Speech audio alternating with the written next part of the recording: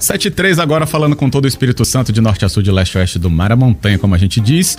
E temos então agora uma conversa muito importante para trazer a você, inclusive esclarecimento, aproveitando o mês de março que está seguindo. Hoje é o dia 12, o mês de março, que é um mês aí considerado de combate à obesidade pela Sociedade Brasileira de Endocrinologia e Metabologia. Para falar um pouco mais sobre esse tema, nossa convidada que está aqui no nosso estúdio da Massa FM fala com você, ouvinte que está na nossa sintonia, nas nossas 11 emissoras, mas também pelo nosso aplicativo, é a doutora Luzineri Cruz, ela que é endocrinologista ligada à Sociedade Brasileira de Endocrinologia e Metabologia. Doutora Luzaneri. Bom dia, doutora Luzaneri, bem-vinda. Bom dia, nome difícil, né? Obrigada pelo convite nesse tema tão relevante. Só lembrando que a gente deve combater a obesidade o ano inteiro, né? Mas a Sociedade de Endocrinologia e Metabologia regional que eu represento, que é a Regional do Espírito Santo também, nós juntos, esse movimento é nacional, nós escolhemos o mês de março para botar esse tema mais em evidência. A obesidade é um problema de saúde pública crescente. Nos últimos 30 anos, entre adultos, a obesidade cresceu 2 vezes, 200%, e entre crianças, 3 vezes, 300%. Os números são assustadores. A gente espera que até 2030, 50% da população mundial seja obesa. Pensa no peso disso, né, para a saúde, impactos nos enormes, custos, né, em relação a programas de governo e nas operadoras de saúde também. Então a gente precisa falar sobre esse tema. Pois é, um espaço que a gente, inclusive, aqui na Massa FM traz para essa conversa acontecer, acho que é muito importante, até pelas consequências que a obesidade traz ao organismo da pessoa, né, que sofre com esse problema, mas de maneira geral, não só por causa de tudo que a obesidade traz, né, doutora, mas tem outros impactos, até psicológicos ou de convivência, né? A gente tem aí preconceito, tem bullying, né? Tudo que envolve essa questão da obesidade, acho que não é um capítulo, uma caixinha, mas está se ampliando cada vez mais e a discussão é necessária, é isso? É isso mesmo. A gente escolheu para esse ano, o tema é obesidade justamente para trazer esse dizendo que a obesidade nunca vem sozinha, né? Na esteira da obesidade vem uma série de problemas. E tem problemas que são clássicos, né? Diabetes, a gente sempre associa a obesidade a diabetes, a doença do coração, a doenças articulares e ósseos, a problemas do fígado, a hipertensão, mas a gente queria também trazer essa questão dos impactos sociais da obesidade, né? A gente sabe que os obesos, eles têm problemas emocionais e psiquiátricos, então isso é uma via de mão dupla, né? A ansiedade e a depressão podem levar à obesidade, né? E também a obesidade pode piorar a ansiedade e a depressão. E a gente também fala de outros problemas sociais, por exemplo, o obeso, em geral, não se relaciona bem. Tem muitas dificuldades. Vamos falar uma coisa simples, por exemplo, ir à praia, né? Um ambiente público. Para o obeso isso é um desafio, dificilmente ele vai. Só com uma pessoa com autoestima muito, muito grande, ou que realmente já tenha trabalhado isso na cabeça, mas naturalmente o obeso vai evitar esses ambientes. Pensa para um obeso grave, eu esqueci de falar, mas a obesidade é numérica, né? É uma conta matemática. Então a gente não classifica só de olhar, a gente precisa realmente avaliar o paciente. E é o peso dividido pelo quadrado da altura. E aí a obesidade pode ser leve, moderada e grave. Então imagina um obeso grave, por exemplo, pegando um ônibus e atravessando uma catraca. Pensa nisso. Então coisas que são simples. O mesmo subir os degraus do ônibus, né? Subir uma escada. Então muitas vezes ele se restringe a ambientes sociais. Ele não pode compartilhar todos que a população em geral compartilha. Entendo. Doutora Luzaneri Cruz aqui com a gente, endocrinologista, falando então sobre esse problema da obesidade nesse mês, então, inclusive separado pela Sociedade Brasileira de Endocrinologia e Metabologia, para trazer então conhecimento, explicações, né, até desmistificar questões que a nossa sociedade acho que reforça muitas vezes, né, as redes sociais, enfim, você falou de um exemplo, né, em relação à praia, a transporte público, onde os obesos ficam numa questão muito de serem apontados. Exatamente. E aí, doutora, também tem um problema que é a questão desse preconceito, desse bullying, apontar novamente para essa pessoa que sofre com obesidade e falar, mas você é preguiçoso. Isso é super importante. Você sabe que a principal causa de bullying na infância é a obesidade, infelizmente, né? Então a gente vê crianças sofrendo muito precocemente por serem obesos e muitas vezes reforçados por autoridades, né? Por exemplo, o professor o diretor da escola. Muitas vezes essa criança é apontada pelo pediatra, infelizmente. Nossa. Meus colegas médicos, meus pares, né, a gente precisa até fazer essa conscientização, apontados como fracos, né, como preguiçosos. Então a gente precisa ver isso. Muitas vezes o obeso perde oportunidades de emprego, porque o empregador acha que ele também é preguiçoso. Como que eu vou empregar um obeso, uma pessoa com aquele peso tão grande, né? Ele não vai render o que tem que render. É diferente, eu estou falando de uma coisa diferente de uma empresa estimular o exercício físico, né? Estimular a saúde. A gente sabe que existem empresas que quando o trabalhador está acima do peso, já manda para o médico, já reforça que a saúde é importante. Porque nós estamos falando do preconceito em relação, né, à obesidade, que é totalmente diferente. E então, assim, o que eu te falei até, entre os médicos também a gente vê esse preconceito. Então, infelizmente, eu vejo colegas, isso é um passado recente, né, que a gente não tinha medicações para obesidade, os médicos realmente estimulavam só a mudança de estilo de vida.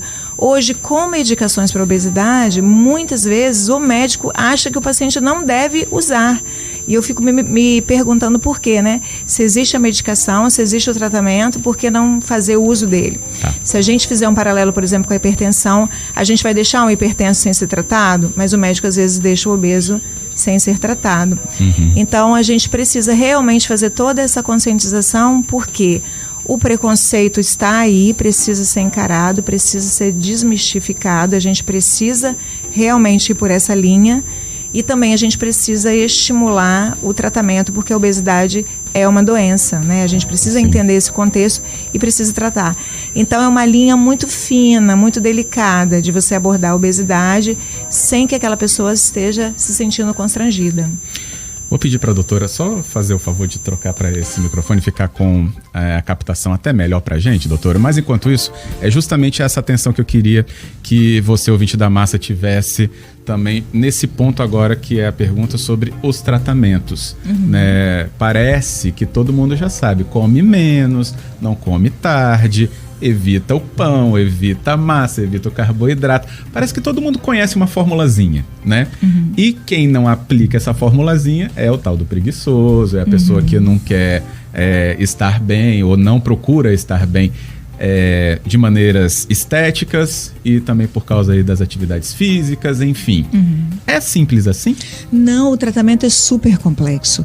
A obesidade é multifatorial, então tem um componente genético importante, mas existem mudanças estruturais também, mudanças musculares no obeso.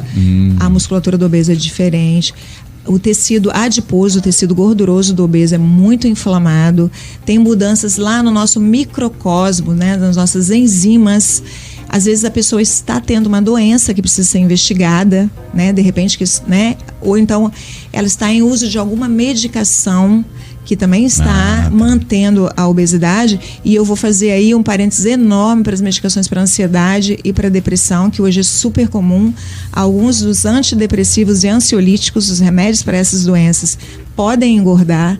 Uso de corticoides e também o estilo de vida. Se a gente for pensar na nossa saúde como se fosse uma pizza, 40% dessa pizza seria a nossa carga genética. Então a carga genética é muito importante. Então, se eu tenho pais obesos, provavelmente eu vou ter que ter uma consciência corporal maior, entender que tem um peso. Mas 50% desse nossa pizza seria nosso estilo de vida, nossas escolhas. Então tem uma força muito grande. Agora, se eu pego 40% de uma genética desfavorável, que é o meu caso, por exemplo, e se eu aplicar ainda 50% de estilo de vida ruim, eu vou ter 90% de chance de ser obeso. Então é muito grande.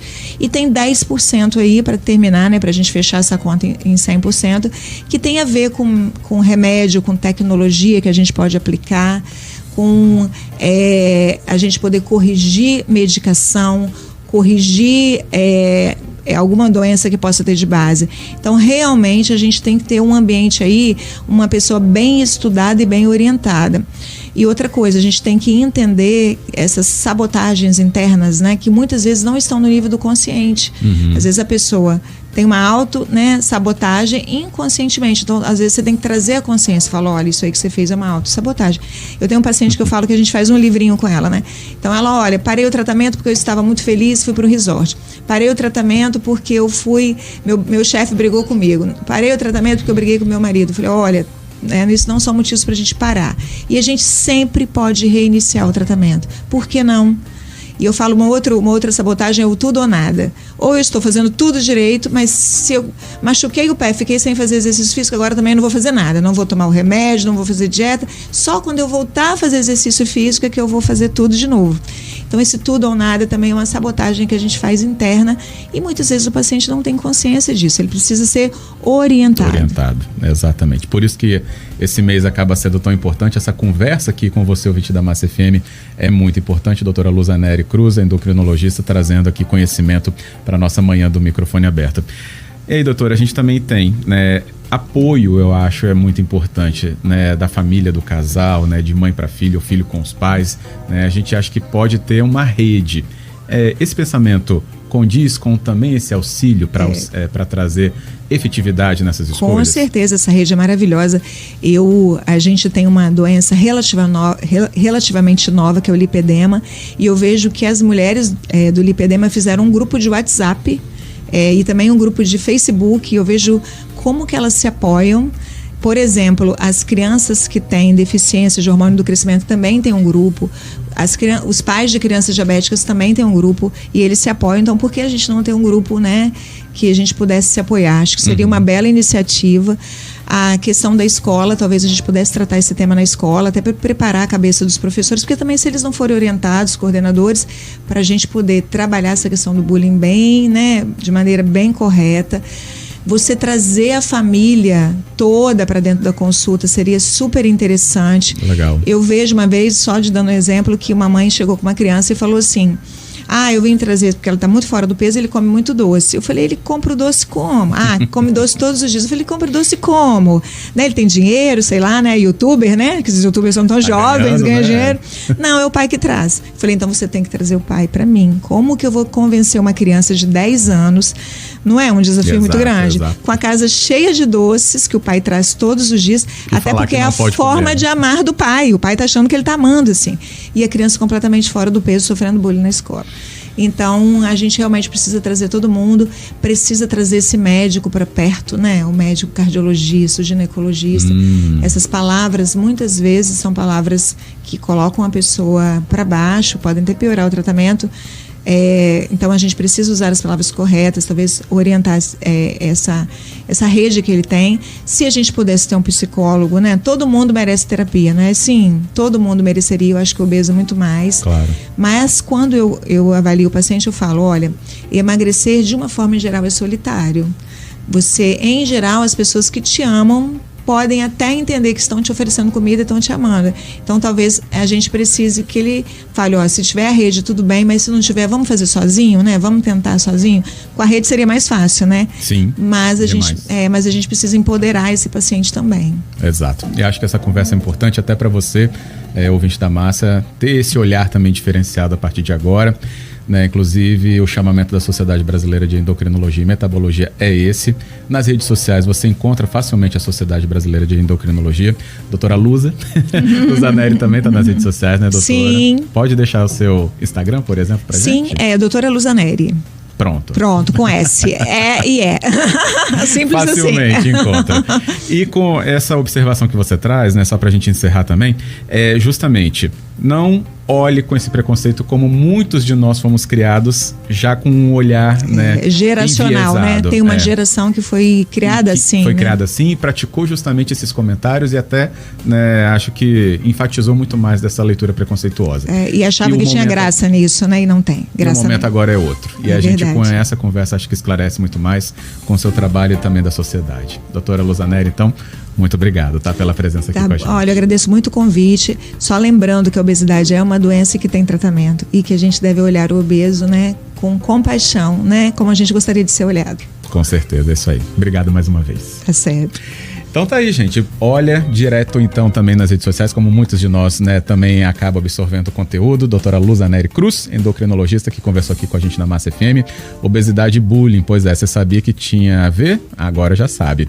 A Sociedade Brasileira de Endocrinologia e Metabologia está presente aí no Espírito Santo e representada aqui pela doutora Luzaneri. Muito importante que esse conhecimento chegue a você em todo o estado e com as diferentes idades que a gente tem aqui na nossa audiência, podemos fazer isso chegar cada vez mais numa mudança de olhar, como foi a nossa proposta aqui também nessa conversa.